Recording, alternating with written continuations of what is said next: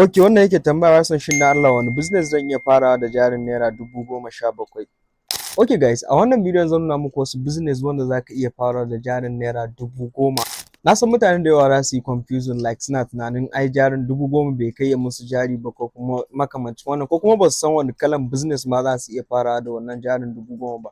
So a wannan bidiyon insha Allah zan nuna muku step by step like kalan businesses inda za ka iya farawa da jarin naira 10,000 and then kuma ka samu riba sosai da sosai. Mu shiga cikin bidiyon, kar ku manta da subscribe ma channel din nan, ku like ma bidiyon nan, sa'annan ku share din shi. Anne kar ku manta da join na Telegram community din mu da kuma WhatsApp group namu, za ku samu link din su a description na wannan bidiyon. So business na farko da zaka iya fara da jarin 10,000 akwai mini importation, wato so kaya daga wani ƙasa ka zo ka sayar a ƙasan. Wanda zaka iya so case na waya, USB, like ko wani abu dai irin fanka ko kuma koyi ko irin dai wani abu sabo wanda zaka so shi and then ka zo ka sayar da shi a nan wajen. Like abin da nake nufi a nan wajen, idan ka tashi shi wannan like zaka nemo wani abu ne wanda unique abu wanda babu shi a nan, kun gane, wanda like babu shi a nan. So idan ka kawo wannan unique abin ta nan ne za ka ga wannan abin kan yi saurin tafiya. Me nake nufi a nan wajen, like bari na baku misali da wannan abin.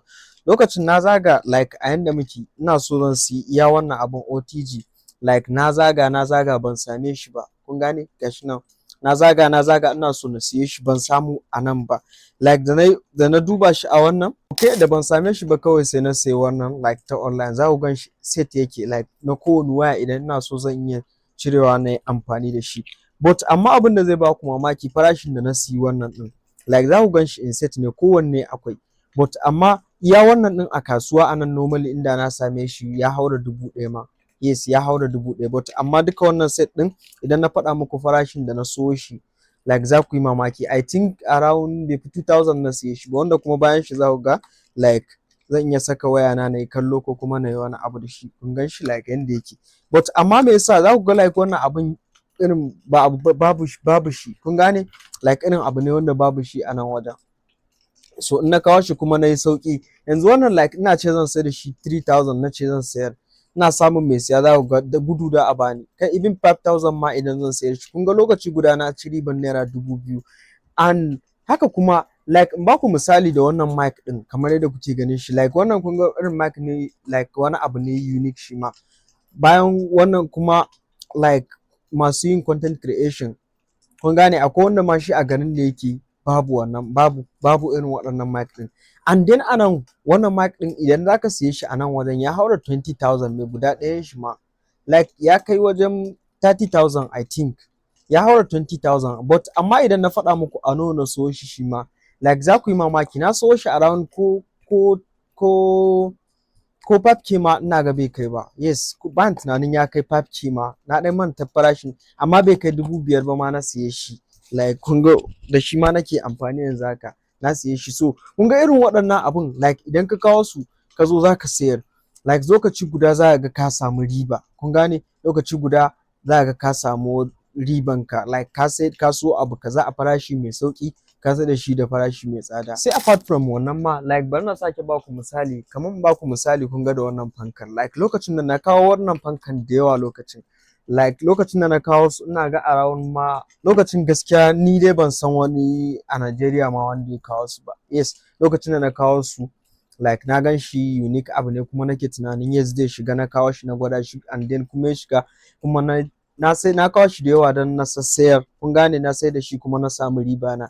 Me yasa wanda daga baya ne ma fankan like na zo na ga ya bazu. So me yasa na kawo shi, saboda like na ga abu ne new, kun gane, saboda na ga abu ne sabon abu, shi yasa na kawo shi and then kuma nake tunanin zai shiga kuma ya zo ya shiga, saboda menene, lokacin ba a waye da shi ba a san kalan fankan ba. So haka kai ma idan zaka kawo wani kaya ya kamata ka zauna ka yi tunani like ka san me za ka so. Akwai abin da idan ka je ka so shi asara kawai za ka yi, ka fara zama ka ga wannan abin shin idan ka kawo shi zai tafi ko kuma ba zai tafi ba.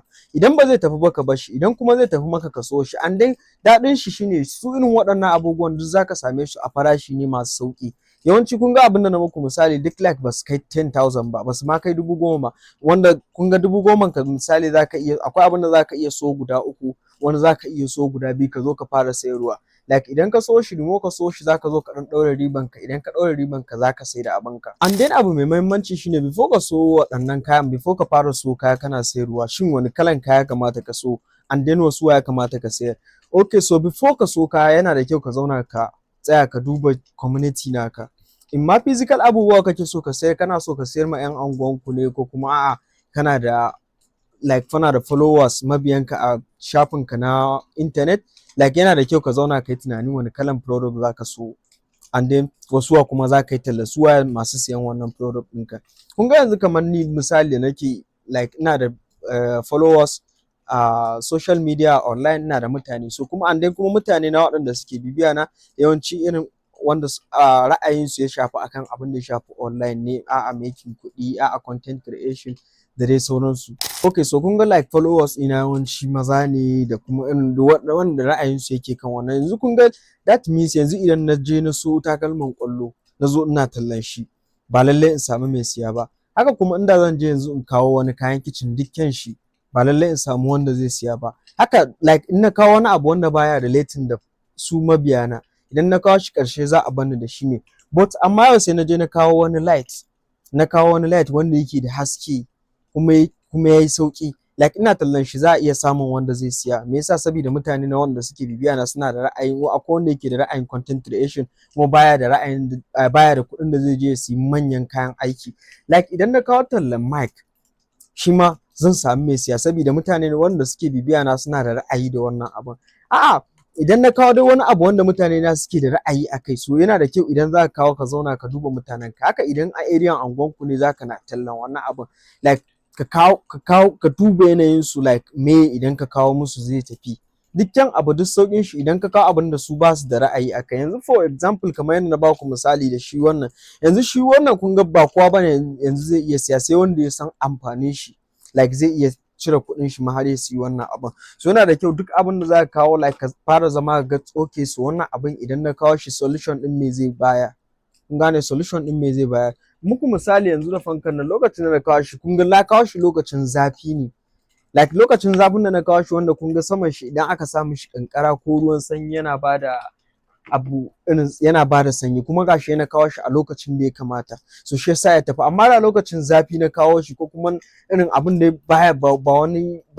ba wani solution da dai ba wa mutane, like haka za a barka da kayanka. So yana da kyau before ka kawo ka fara duba followers naka, ma a area anguwanku ne, in ma followers ɗinka wanda suke bibiyan ka online, ya kamata ka san me idan ka kawo mutanen ka suke so, menene suke so, menene kuma idan ka kawo ba zai tafi ba. Akwai kayan da idan ka je ka so dukkan shi duk wannan din shi ƙarshe za a barka ne saboda ka zo waɗanda kake musu talla ba mutanen da suka dace ka musu tallan bane. So yana da kyau ka zauna ka tsara wannan and then before ka maso kaya. Sai business idea na gaba kuma akwai reselling ebooks, like sai da ebooks din nan sun hada da wanne ne, zaka iya zuwa ka sayi wani ebooks haka, idan ka je ka sayi wani ebooks akan wani abu, like sai ka zo ka sai da shi, and then zaka iya creating naka. Abin da nake nufi a nan wajen, misali kai ne kana da ilimin kaman cryptocurrency haka, ko kuma kana da ilimin CPA marketing, ko kuma da ilimin wani abu wanda kuma zai taimaki mutane, so zaka iya zuwa kai creating ebooks din shi. Idan ma baka da wannan zaka iya zuwa ka je ka siyi ebooks din. Misali zaka iya zuwa ka siyi wani ebooks akan abin da ya shafi cryptocurrency. Bayan ka zo ka siyi wannan ebooks din, like zaka iya zuwa ka yi reselling nashi, wato ka zo ka sai da shi a PDF. Kaga that means babu ma buƙatan wai ka mallaki abin physically. Zaka zo after ka siya, like ka gama wannan din shi, sai ka je ka tsara ka bada ad akan shi.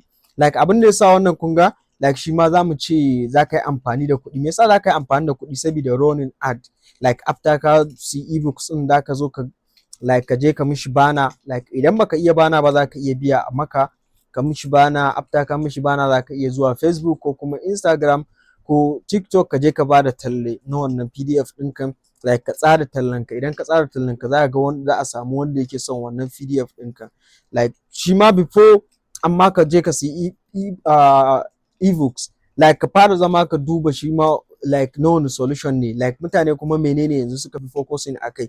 Amma let's say mu ce kaga misali like mutane sun da yawa yanzu, like wasu sun tafi bangaren cryptocurrency, so that means kaga in ka kawo PDF da ya shafi crypto ko kuma abin da ya shafi chart pattern din nan, like akwai books na shi, simple trading book, like irin waɗannan za ga lokaci guda ka sai su siya da kai ma sai ka sai da shi. Kun gane?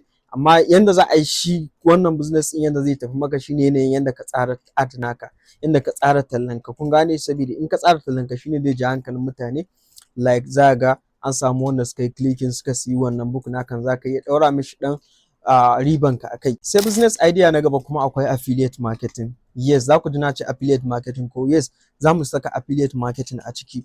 Like shi kuma affiliate marketing yanda yake normally shine za ka yi tallan ma wani site, za ka yi tallan product ɗin wani sai kai ka samu commission. Misali ni ne nake da shago nake sai da wayoyi, kun gane, so za ka zo kai kuma za ka kawo min customer. Idan ka kawo min customer ya zo ya siyi wannan product, ya zo ya siyi wannan wayan a shagona, zan ci maka, zan baka percentage kaza.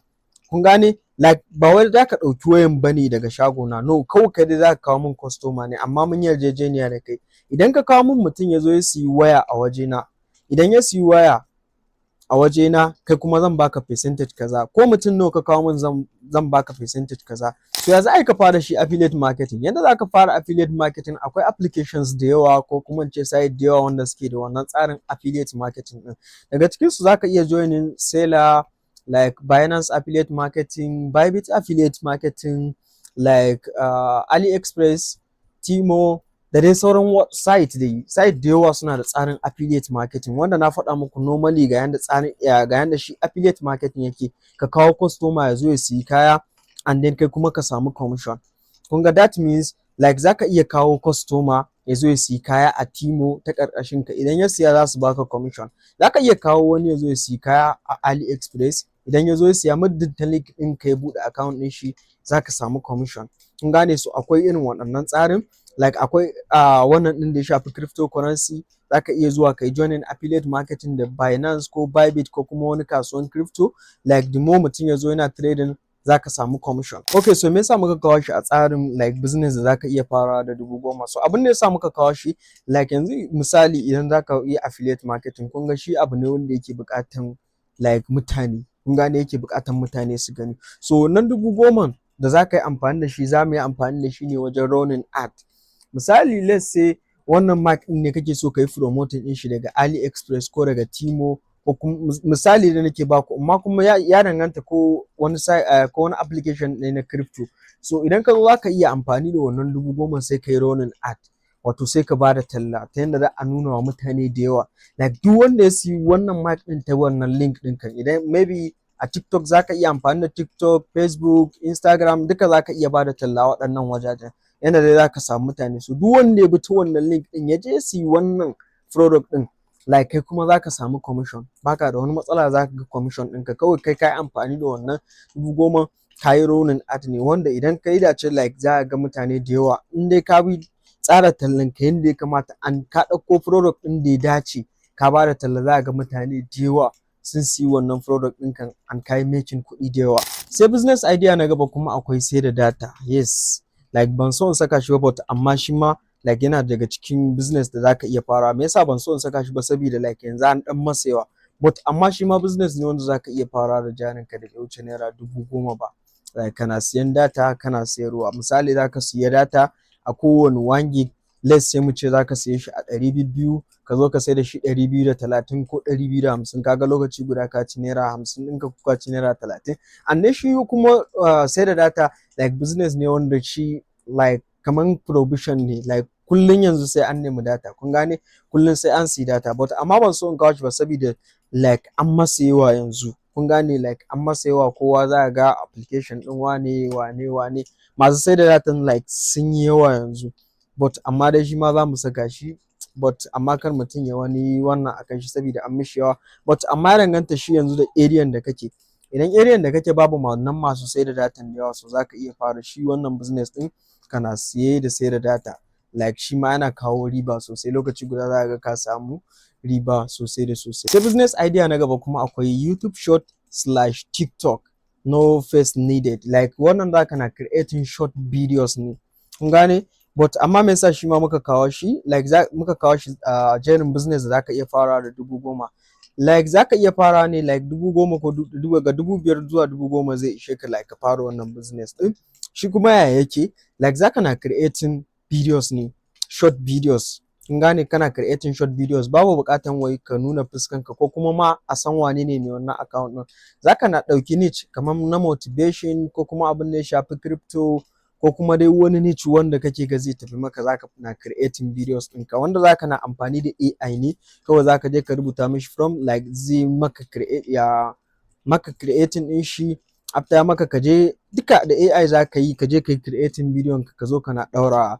So shi menene yanzu a ina ne wannan 10,000 kan za ta yi aiki? Wannan 10,000 kan zaka iya amfani da shi ne wajen siyan data da kuma dai ɗan sauran wasu basic abubuwa, but totally akwai site ɗin da zaka iya zuwa duka ka yi wannan abun free. Yes, zaka iya zuwa a AI site applications wanda zaka iya zuwa duka ka yi creating tun daga bidiyon ka, everything duka free, babu buƙatan voice ɗinka ko kuma fiskanka ko kuma dai wani abu da ya shafe ka, no, zaka ci gaba da running wannan ɗinka. So shi kuma ya zaka yi benefiting da wannan business ɗin? So yanda zaka yi da benefiting da wannan Dumo akwai hanyoyi da yawa da zaka yi benefiting. Akwai 2-3 ways da zaka iya benefiting da wannan. Hanya na farko shine zaka iya amfani da shi wajen promoting affiliate marketing.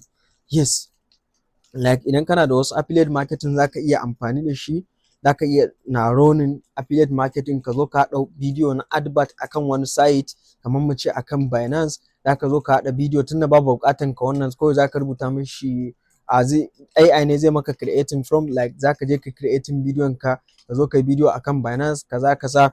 A ƙarshe sai ka yi amfani da call to action, ka ba da wani a ƙarshen wannan ɗin yanda zai ce wa mutane a yi clicking link a bio ɗinka ko kuma a yi clicking link a description domin a yi sign off na account da Bybit. Haka in ma product ne zaka iya ce okay, so a duba ƙasan bidiyon nan akwai link yanda mutum zai siya shi wannan product ɗin da makamancin wannan. So kun ga ta wannan hanya na farko kenan yanda zaka yi benefiting shi da wannan faceless YouTube short ɗin nan. Sai hanya na biyu kuma shine yanda za a baka promotion. Akwai site da yawa wanda za su iya zuwa su baka promotion personal, kamar wani kamfani haka su yi reaching naka su ce maka suna so zaka musu bidiyo na advert ka saka a shafin ka, wanda dumo shafin ka ta ɗan samu mutane, so zaka iya musu creating bidiyo. Irin waɗannan kamfanonuwan idan suka zo suka same ka suna bada kuɗi sosai idan zaka musu aiki. Yes, suna cire kuɗi sosai wajen idan mutum zai musu irin wannan advert. Sai wannan yanda mutum zai samu shine ta hanyar monetization. Kamar TikTok akwai AdSense, zaka iya monetizing da AdSense wanda za su na biyan ka, wanda haka idan muka ɗauko TikTok ɗin shi ma suna da tsarin biya wanda duk da dai bai shigo Afirka ba, wanda kuma idan muka je Facebook su ma suna da tsarin monetization. So kaga wannan shi zaka iya benefiting ta hanyoyi guda uku. Ta hanya na farko shine affiliate marketing, hanya na biyu kuma shine ta yanda wasu kamfanonuwa za su zo su baka promotion, suna so zaka musu tallan wani product ɗinsu ko zaka musu tallan wani site ɗinsu. Sai hanya na uku kuma shine monetization, ta yanda su da kansu platform ɗin za su na ɗaura talla akan waɗannan videos ɗin. So guys, waɗannan su ne kaɗan daga cikin business da zaka iya farawa da jarin naira 10,000 kawai. So guys, idan kun ji daɗin bidiyon nan kar ku manta da subscribe ma channel ɗin nan, ku like ma bidiyon nan, sa'annan ku share ɗin shi, and then kar ku manta da join na Telegram community ɗinmu da kuma WhatsApp group namu. Za ku samu link ɗinsu a description na wannan bidiyo. Idan akwai wani bidiyo kuma da kuke so muku, za ku iya rubuta min menene ra'ayinku a comment section na wannan bidiyon. Bye.